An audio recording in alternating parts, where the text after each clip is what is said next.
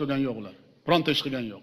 Ularda o'zini maxfiy ishi bor. U maxfiy ishi menga bog'liq. Men bilan gaplashsin. U oddiy hokim darqasdan quvlab yurish o zamon tugadi.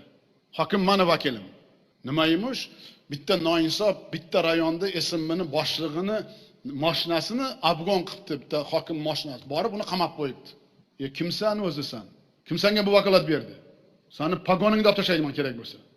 Bu zamon o'tib bo'ldi u zamonlar. Surxondaryoda nima uchun menga alam qiladi? Men 13 yil bosh vazir bo'lganman. Men bu yerdagi obstanovkani bilaman. Hokim hech kim emas edi. Hamma viloyat hokimi ularning kabinetida edi.